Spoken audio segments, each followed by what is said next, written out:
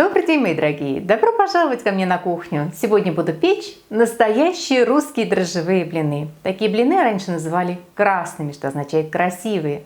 И действительно, блины получаются высокими, пухлыми в дырочку, румяными, круглыми, очень вкусными. Как настоящее солнышко на вашей кухне. Для себя я такие блины, конечно же, пеку нечасто, поскольку здесь требуется время. Нужно поставить опару, тесто нужно несколько раз размешать. Но раз в году пеку их обязательно, поскольку какая же масленица без настоящих дрожжевых блинов? Давайте готовить.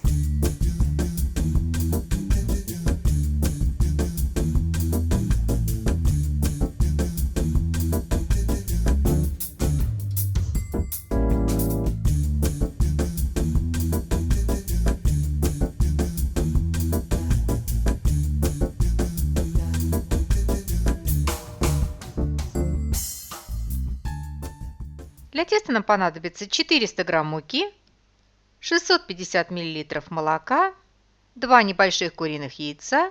Я возьму 50 грамм сливочного масла, но при желании вы можете взять масло больше. Можно положить от 50 до 100 граммов. 20 грамм свежих дрожжей, пол чайной ложки соли и сахар. Я возьму столовую ложку сахара с горочкой, но при желании вы можете положить сахара больше. Обычно кладут от 1 до 3 столовых ложек. Для опары возьмем примерно половину всего необходимого по норме молока. Попутно заметьте, что заводить дрожжевое тесто можно не только на молоке, его можно заводить на воде, можно на смеси молока и воды. Пропорции на ваше усмотрение. Молоко должно быть теплым, но не горячим.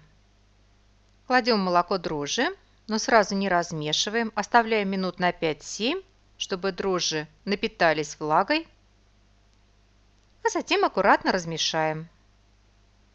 Дрожжи должны полностью раствориться. В дрожжевой раствор можно добавить щепотку сахара, чтобы активировать процесс брожения.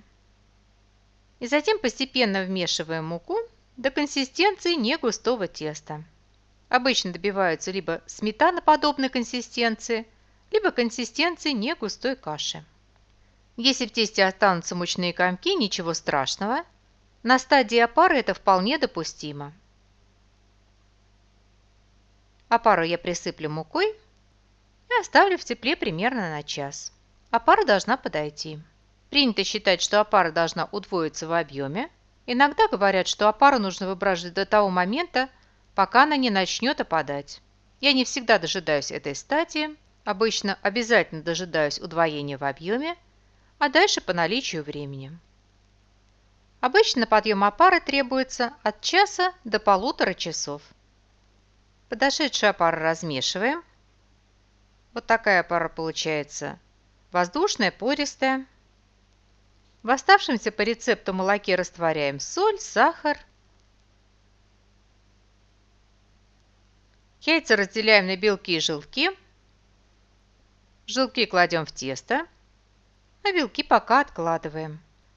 Мы их введем в тесто в самую последнюю очередь, перед выпечкой блинов. Вливаем растопленное сливочное масло и все хорошо размешиваем. И далее, если замешивать тесто по всем правилам, то это нужно было бы сделать вот таким образом. Сначала вмесить в тесто всю оставшуюся по рецепту муку, тесто хорошо вымесить, то есть замесить такое негустое тесто, примерно как на пирожки. И затем это тесто разбавить оставшимся по рецепту молоком. Мне замешивать тесто так неудобно, поэтому я его замешиваю немного по-своему. Это не совсем правильно, но мне так удобно. Я попеременно добавляю в тесто и молоко, и муку. То есть балансирую всегда на консистенции такого негустого теста. В этом случае можно замесить тесто гладким, без мучных комков. И мне кажется, это менее трудоемко, чем разбавлять уже готовое тесто. И попутно заметьте, что от густоты теста будет зависеть толщина блинов. Если вы хотите, чтобы блины были потоньше, тесто легче растекалось, добавьте в тесто еще немного воды либо молока. А если наоборот хотите, чтобы блины были более пухлыми, можно добавить в тесто еще немного муки, а можно все оставить в рецепте как есть, а просто на сковородку наливать больше теста. Тесто накрываем И оставляем еще на час-полтора до удвоения в объеме.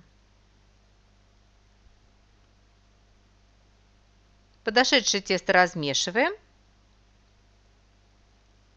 чтобы тесто осело. Накрываем и оставим для вторичного подъема. Во второй раз тесто подойдет значительно быстрее. Обычно второй подъем требуется минут 30, но может быть 40. Подошедшее тесто хорошо размешиваем, его осаживаем, обминаем. И в последнюю очередь вмешиваем тесто в взбитые белки. Белки взбиваем до устойчивого состояния. И аккуратно вмешиваем в тесто. После этого оставляем тесто на рабочем столе еще минут на 20 и начинаем печь дрожжевые блины. Традиционно русские дрожжевые блины пекли в чугунной посуде, их именно пекли в печах. Я буду жарить блинчики на сковородке, как обычные блины. У меня сковородка с антипригарным покрытием, поэтому я буду печь блины на сухой сковороде. Сковородку смажу только перед выпечкой первого блинчика. Но если у вас сковородка без антипригарного покрытия, то ее нужно будет смазывать перед каждым блинчиком. Пеку дрожжевые блины на умеренном огне, чтобы они успели прожариться. Выпекаем как обычно. Наливаем тесто. Дрожжевые блины довольно толстые. Тесто растекается медленно.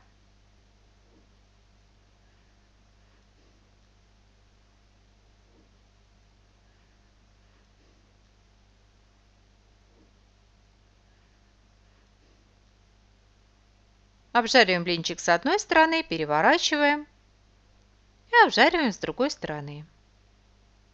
В общем, все как обычно. Свежеобжаренный блинчик сразу же смазываем сливочным маслом. При желании можно блинчик сверху присыпать сахаром, если вы готовите сладкие блинчики. Всего из этого количества теста мне получилось 15 блинов диаметром 19-20 сантиметров. Вот такая большая стопка. Блины получаются высокими, пышными, но при этом пористыми, легкими и нежными. Подают блины со сметаной, с вареньем, с медом, с икрой, с рыбой и с другими начинками. Итак, наши дрожжевые блины готовы, и мне остается пожелать вам приятного аппетита. Приготовьте, попробуйте. Очень надеюсь, что они вам тоже понравятся. Спасибо, что были со мной, смотрели видео, и всего вам самого-самого доброго. До новых встреч, до новых видео.